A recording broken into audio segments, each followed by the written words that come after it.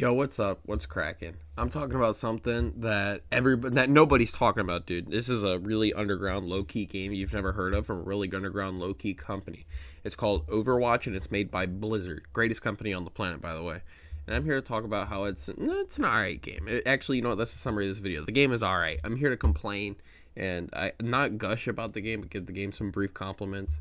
Um, so yeah, I'll talk about like my first main complaint right now, and that's the fact the game is literally called Overwatch 2. There is nothing sequelish about this game. I played the first Overwatch like quite a lot. I used to play it like almost every day. When I got home from school back in like 8th grade, I played it. I played all the way up. I think it was until they added Doomfist. I think that was the last hero that I remember them adding that I played when I played the game a lot.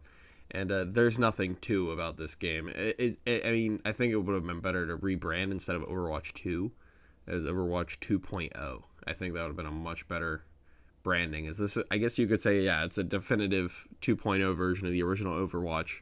Nothing really to complain about on that front. But another complaint is like, dude, these character designs, some of them are so garbage. And the ones that aren't garbage are extremely forgettable. With the exception of, like, okay, listen, I'm not going to lie. The Reaper design, I kind of like it. It's like this silver look, and I don't know, I think it's pretty badass. But that's like the only design that I personally don't find forgettable or bad. Also, Andrew from the future here. I wanted to add this in the original video, but to be honest, I completely forgot. But I think that a lot of the newer heroes, characters like Echo and I don't know, I can't really think of names off the top of my head. I don't think they capture the original, or Sojourn. That's a good example. Don't capture the original magic of like Overwatch's character design that a lot of the OG characters had. With the exception of like Wrecking Ball. I think he's genuinely good. I think he captures the magic. But characters like, I don't know, Moira, Baptiste, Sojourn, Echo. I think a lot of them kind of don't capture the cool character design philosophy that Overwatch 1 had back when it first came out. But yeah, that's just my opinion on it. As well as there's also a bunch of problems with like gameplay. I guess I could discuss those briefly. So my first main complaint, weirdly enough, is actually game balance. And it's not because it's bad game balance. The game balance is actually really good. There's only a few weak heroes, one of them being Doomfist, funnily enough, because I just talked about him. But the game balance of the game is almost like too tight, I guess you would say. It almost kind of throws fun out the window. As before, back when Overwatch launched, it was all balanced around having fun and like casual mode, but you could still play the game competitively, and the bullshit is what made it really fun. But now it's like the whole game is balanced around competitive and not casual, which makes a lot of the characters feel really samey, which sure makes some of the characters better to play against, but to play as, some of the characters are just simply not as fun as they used to be back in Overwatch 1. And I guess a good example of that would be Mei. She can't freeze people anymore. The ice character can't freeze people. And I would show you that with a video clip. However, they removed Mei from the game temporarily, so because of a glitch that doesn't even involve her. Well, I guess it involves her. It's just that it's with the new Battle Pass character. And while we're talking about the new Battle Pass character, I guess I'll bleed into that. Characters are now locked behind a Battle Pass. I got the first character free because I owned Overwatch 1. But the next character, who I guess is pretty cool, Ramatra, he's going to be locked behind a Battle Pass. And to get him for free, you would have to hit level 55, which completely turned me off from the character. I went from being relatively excited for the character to literally not caring anymore. I find that hyper disappointing. Yeah, it's super stupid. As well as, like, the skin system in the game is really stupid. The whole Battle Pass system in general is stupid. Before, you could earn loot boxes, which did suck, but they suck a lot less than what we have now. Because I own tons of skins in Overwatch 2. And a lot of the skins I had for free are now $20 a piece.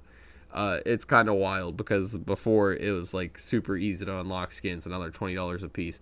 Also, they kind of shit all over old players by making their coins what they call legacy tokens that you can't even really spend properly because they don't blend with your normal tokens.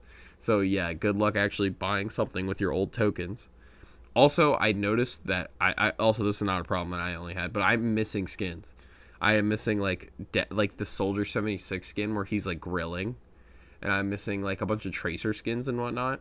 And apparently I'm not the only one. I went onto Twitter and I looked at the problem, and apparently a lot of people have a missing skin issue as well.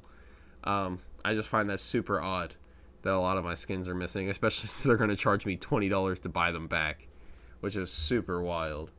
Also, I'd like to mention that a lot of my favorite and other people's favorite maps that we remember from all those years ago are missing from the game currently.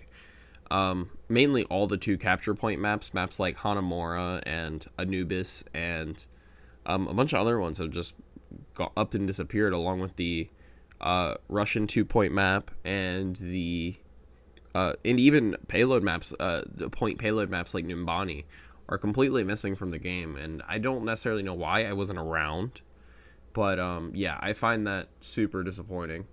But at least the game's 5v5 now. If you played Overwatch recently, which I did, I played Overwatch like about a year ago, the game felt awful because the whole game was just a shield fest where you're just shooting into the void and, you know, just trying to hit somebody's block. It was actually most fun to play support, in my opinion, because then instead of, you know, you actually had something to focus on besides, you know, just shield or shoot.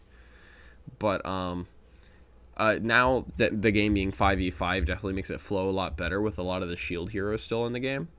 So I think that's nice, but the thing is, though, is that now there's role queues, and the problem with that is that we also have non-role queue, which means you can just play the game, and just by playing the game normally, the game has an issue, like if you play non-role queue, where it's actually just better for you to just like stack tanks and then stack healers. Like DPS are almost irrelevant with the exception of like Reaper, because he's like the anti-tank character.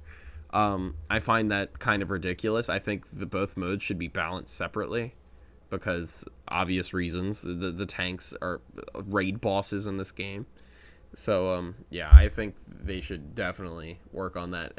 In that game mode specifically, the tanks should be significantly nerfed from what they are currently. Also, speaking of nerfs, they really need a nerf. Two of the 3 new heroes. Junker Queen, she's fine. She might actually need buffs, but when it comes to Sojourn and Kuriko, I've been playing the competitive Overwatch mode. To be honest, in my personal opinion, I think it's pointless not to have a Sojourn or a Kuriko on your team, but unless somebody's just bad with those characters. But I think those characters are so unnecessarily strong, especially Kuriko, even though she's also locked behind the battle pass, making her a pay-to-win character, in my opinion. She is absolutely ridiculous. She has great damage, great heals, insane movement. Also good. She has teleportation to escape situations. She has an invincibility grenade. Which also cleanses you of any bad side effects, so things like Sombra Hack or Stun or Ana Grenade, all gets rid of it all. It completely invalidates those moves if she is on point with it. As well as with Sojourn, definitely the highest DPS in the game. When Railgun is 100 charge, if you hit a headshot, it just straight up kills any character with 200 health and under, or even 300 health in most cases, but completely winning you entire team fights. Bubble is great to win 1v1 gunfights. She has insane mobility, great weapon, great secondary weapon. It's just insane. Both those characters definitely need to be touched.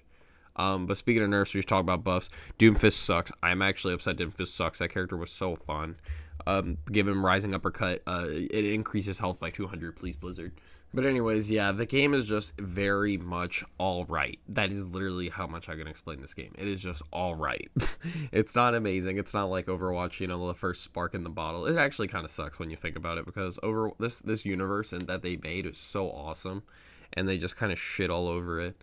But yeah, I don't recommend you buy anything from the item shop, obviously, because, well, one, I don't want you supporting the Bill Cosby of the game industry, and two, I just think it's a bad scheme. That's basically it. I'm not going to call it a scam, but it's definitely not worth your money. And, anyways, yeah, that's about all I've got to talk about it. So yeah, I'll see you guys later.